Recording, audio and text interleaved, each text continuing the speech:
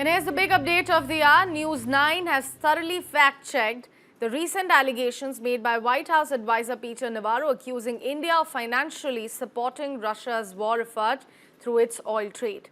Navarro claims India is using US dollars to buy discounted Russian oil, acting as a laundromat for Moscow and harming American interests by imposing tariffs on US goods, all while funneling money directly to fund Putin's war in Ukraine.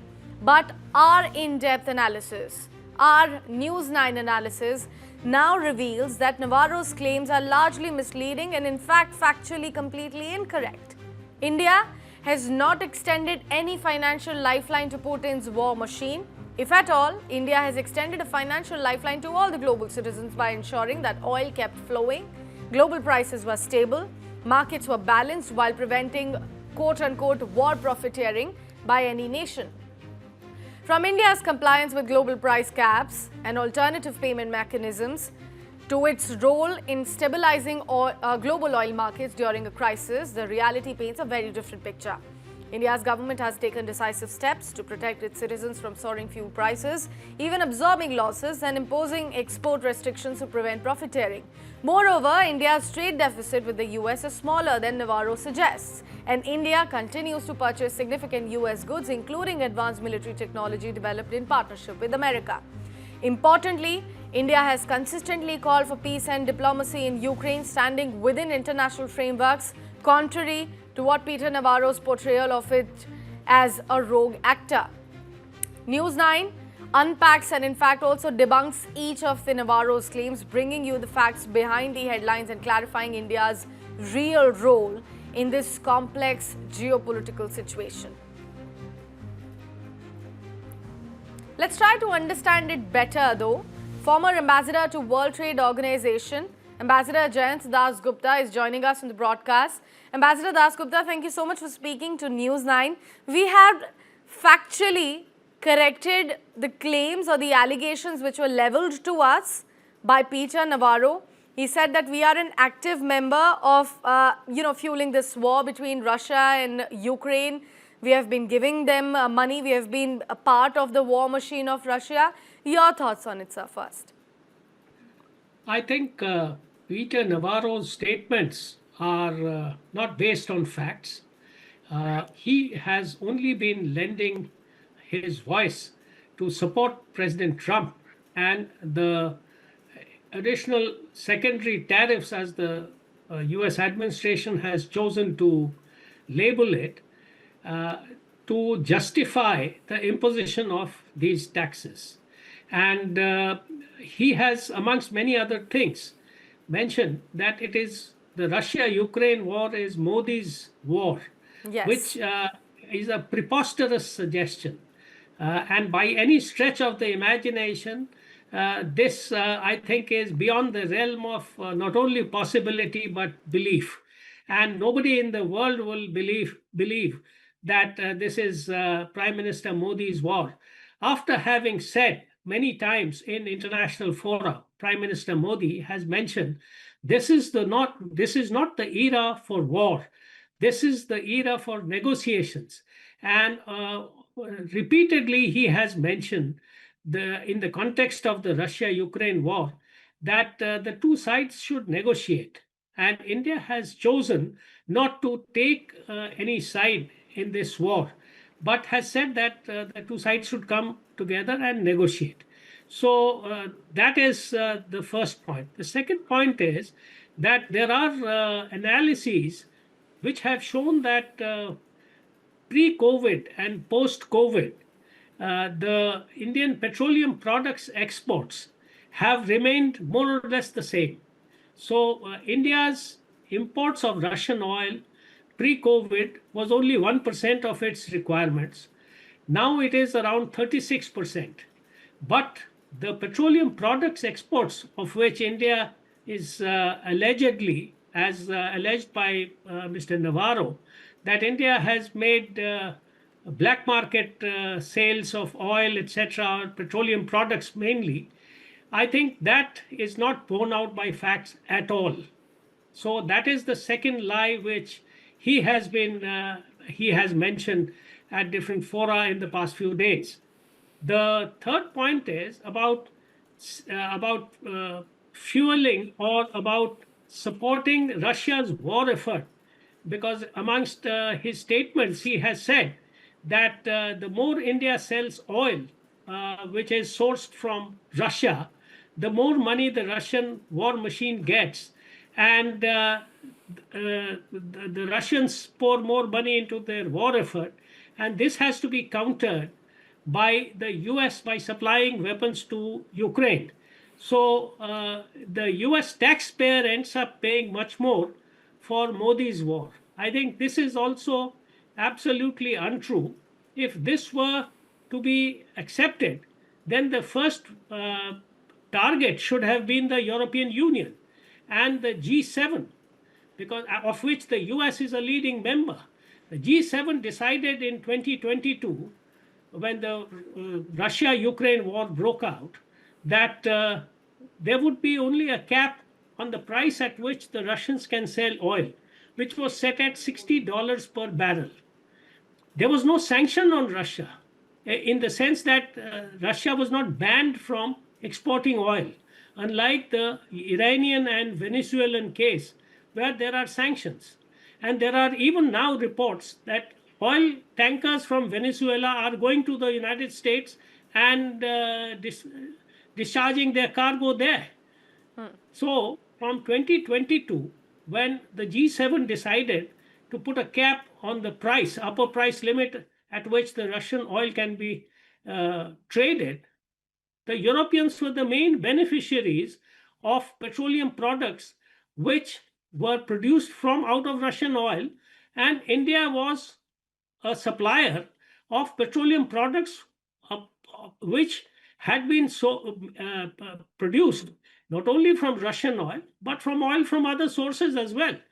So the Europeans are the first group of countries which should have been blamed. The Americans have been buying uranium, palladium, etc. in the first 5 months of this year.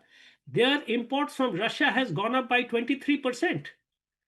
The other two countries which have been buying, and one of them has bought much more than India, is China.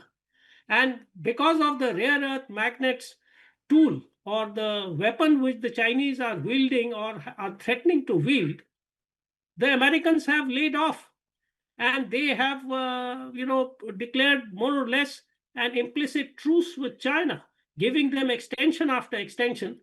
The current extension, I think, runs out only on the 10th of November.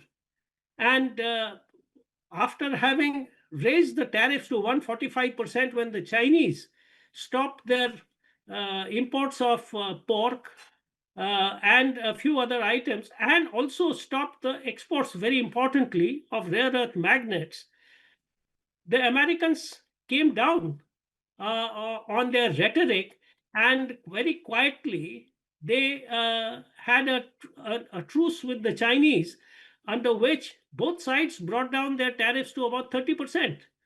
And that is where it continues till the 10th of November. Of course, President Trump has been indulging in his usual rhetoric that if the Chinese stop the exports of rare earth magnets, we will impose 200% tariffs, etc., etc.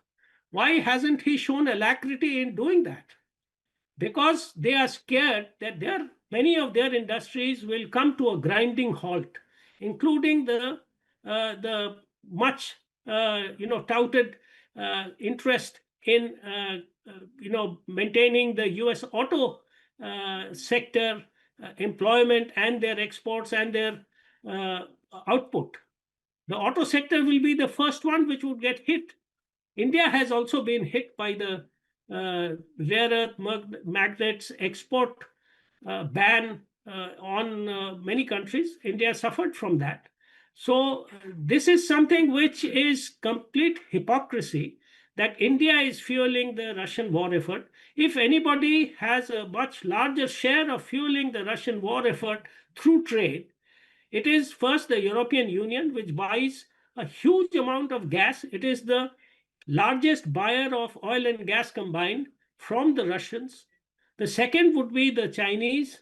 And the third, why are the Americans not putting a sanction on Russia and still buying uranium, palladium, fertilizers, etc., as chemicals from the Russians.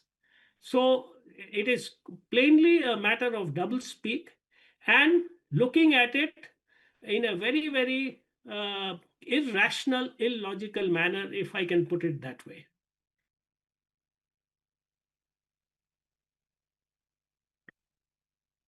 I'm replacing Sakshi here. She had to step out, but we'll take a very short break and I'll come to you in just a bit.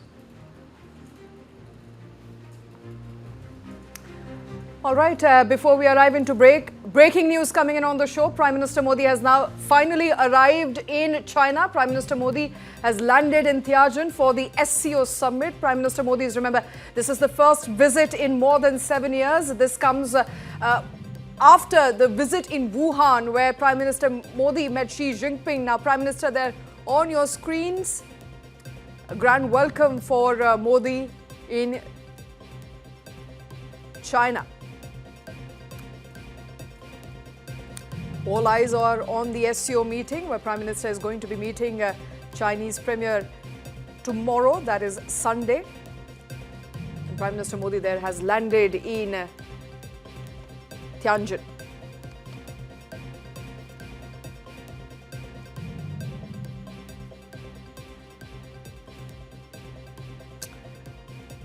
All right, as I mentioned, Prime Minister Modi's first visit in 7 years, as tensions with the US have now risen. Prime Minister Modi will be and is in China for the first time in over 7 years. It's a further sign of diplomatic thaw between Beijing as tensions with the United States rise in the past couple of weeks. And Prime Minister Modi is attending the multilateral Shanghai Cooperation Organization meeting that begins on 31st of August. My colleague Pragya Bakshi also joining us on the phone line. Pragya, this is an important visit for India. This is also a sign of global realignment. India's positioning itself as an ally of China and ensuring that it continues to have enough and more supply chains going forward. Indo-Pacific, as a matter of fact, is seeing shifting sands as far as geopolitics is concerned. I've just learned that Prime Minister Modi has landed in China, and bilateral talks are, all eyes are on the bilateral talks slated with Xi Jinping and Putin as well. And so, all eyes on the SCO summit. There will be some meetings on the sidelines as well, very crucial ones. And so we see, a new alignment, it seems, coming into place. Modi, Xi and Putin sharing stage amid tariff war, that has been launched by Trump. So let's see how this goes, although we still do have some issues that need to be resolved with China. And, how we go about that as far as trade is concerned remains to be seen. So far, the positive sign on that front is that border trade at 3 areas will be resumed with China. This development happened after talks between, our representatives in New Delhi when the Chinese foreign minister was visiting. And so let's see how things go from here and what comes out of it. A key meeting there that Prime Minister will be having with the Chinese Premier Xi Jinping. Prime Minister Modi has just arrived in Tianjin on your screens ahead of the SCO summit. Now, Modi is in China to attend the SCO summit after he wrapped up a 2-day visit to Japan. Prime Minister, in fact, in Japan, had urged governors as well as the Japanese government to forge strong collaborations in manufacturing, mobility, next generation infrastructure as a part of his meeting. Now, during his 2-day visit, Modi will be attending the annual SCO meeting, which will start on 31st of August and will be up until 1st of September. The summit of the 10-member bloc is a significant one and most consequential from the point of view of India-China relations, which in the current context of a sudden downturn in India-US ties after Trump imposed 50% tariff on Indian exports holds all the more significance. Now, India has, remember, time and again, flagged its concern over ballooning trade deficit and non-trade barriers faced by Indian goods in the Chinese market. Perhaps that's going to be one of the key concerns that both Prime Minister Modi and Xi Jinping will be discussing on the sideline of the SCO summit. India-China trade gap also remains large and structural, with China dominating Indian imports across various sectors. That's going to be a point of contention as well. We've got voices of Indian diaspora who are excited to meet Prime Minister Modi. Let's quickly listen in to some of the voices that came in from China, people of Indian origin waiting to hear from Prime Minister Modi in Tianjin. उनको आज तक सुना है पूरा TV में news channel के माध्यम से या सोशल मीडिया के माध्यम से। आज वो हम उनको पर्सनली मिलेंगे तो वो फीलिंग हम एक्सप्रेस नहीं कर सकते। हमारा फीलिंग मतलब it's beyond our words actually. हम बहुत उत्साहित हैं। जब से पता चला कि प्रधानमंत्री मोदी जी आ रहे हैं तो हमने सबने इकट्ठा होकर सोचा कि उनका स्वागत करने जहां भी आएंगे वो हम ज़रूर आएंगे। और कल रात को हम पहुंचे और सुबह से बस यही कोशिश है कि किसी तरीके से मोदी जी के साथ हमारी मुलाकात हो जाए। ये जो आफ्टर 6 इयर्स दोनों कंट्री जो आज एशिया के अंदर जो बोल सकते हैं, और दोनों भी नहीं, मैं तो 3 बोलूंगा, रशिया, मिस्टर पुतिन जी भी आ रहे हैं, राइट। तो इन तीनों के मिलने से अभी जो पूरे विश्व के ऊपर जो इफेक्ट पड़ेगा ना, ये बहुत ही अच्छा होने वाला है और बहुत जरूरी है हमारे युवाधन के लिए, हमारे जो बेरोजगार लोग हैं उन सब लोगों के लिए अभी ये बहुत जरूरी है कि ये इवेंट होए ताकि हम सबका ग्रोथ हो सके। We are not able to believe and it's a dream के मोदी जी से हमारा मिलना होगा and we are able to meet him और can't express the feelings. And remember, the Shanghai Cooperation Organization meeting for which Prime Minister Modi is in Tianjin will be held in the North Post city on Sunday and Monday,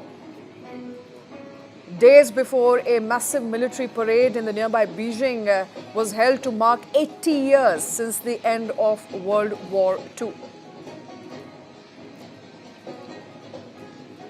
And Prime Minister Modi there landing for that crucial SCO visit.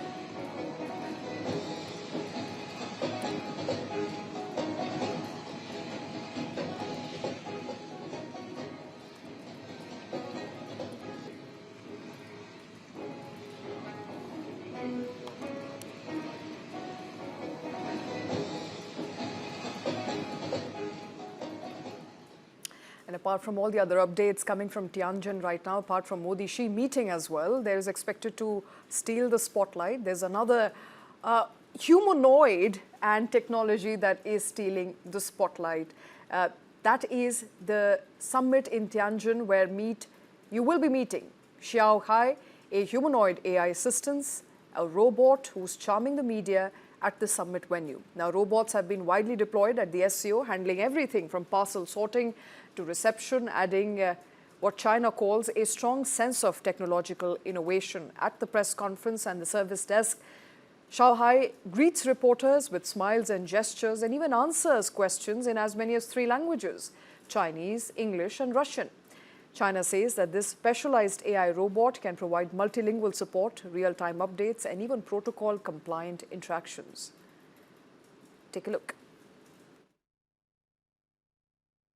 I'm Xiao Ha, a cutting-edge humanoid AI assistant designed for the 2025 Shanghai Cooperation Organization Summit in Tianjin. As a highly specialized service robot, I provide multilingual support, real-time information processing, and protocol-compliant interaction capabilities. My systems integrate advanced emotional recognition algorithms, adaptive learning modules, and comprehensive knowledge databases to facilitate seamless communication between international delegates, media personnel, and summit organizers.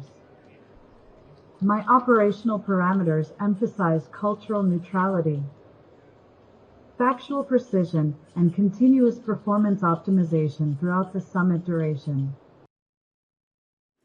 And that humanoid, of course, showing the prowess of China as far as technology is concerned. It's meeting and greeting reporters at a service desk, press desk, at the venue for Shanghai Cooperation Organization meeting in Tianjin. Now, remember, this is a crucial visit of Prime Minister Modi to China. Its most significant development as far as India-China relations is concerned, at least in the past 5 years. The discourse on developments, the border issue India-China has, and the normalization that is expected requires nuances, and that nuances will come to light perhaps and will be discussed going forward in the SCO meetings, on the sidelines of the SCO meeting. Now, there is, of course, a push that India has received by the way of US President's policies and churn in the India-US ties to aggressively look for partners, and India sees China as one of that partner. India's economic necessities are driving engagement.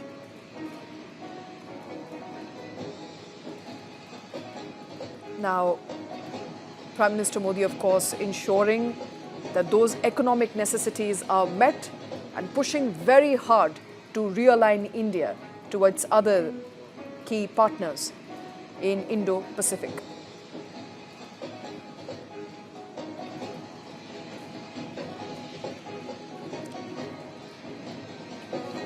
Now, Chinese President Xi Jinping has begun receiving dignitaries, including United Nations Chief Antonio Guterres, Egyptian Premier. On Saturday, leaders who will be in Tianjin to attend the SCO meeting. Leaders from as many as 20 countries will be in attendance, including Prime Minister Modi, who was given an honorary welcome there on your screens right now, landed in China just a while ago. The Shanghai Cooperation Organization gathering will be held in the northern port city of Tianjin on Sunday and Monday. This comes barely days before the massive military parade in the nearby Beijing to mark 80 years since the end of World War II.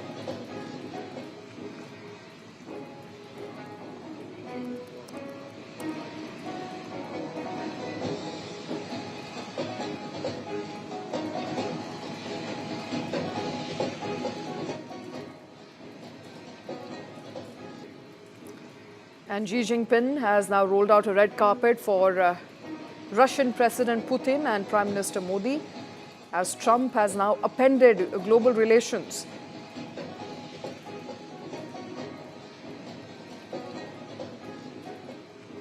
The summit, which is designed to showcase Beijing as a global leader capable of providing counterweight to Western institutions, is now gaining grounds, and India is also seeing itself ally with China.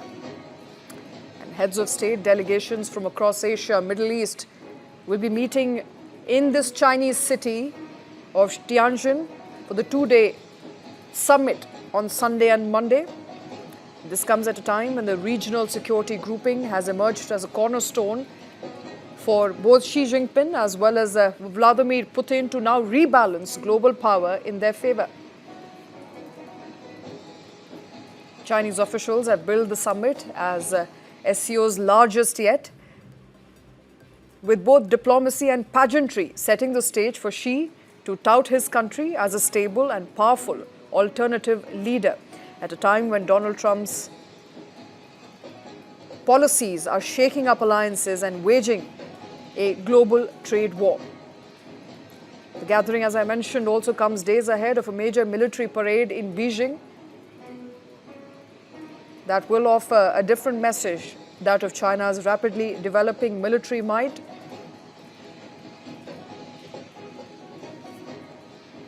The summit will also give Russia and Putin some international spotlight just 2 weeks after the Alaska summit with Trump, as he continues to ignore international pressure to end his war in Ukraine. Let's now quickly take a look at the social media post put out by Prime Minister Modi.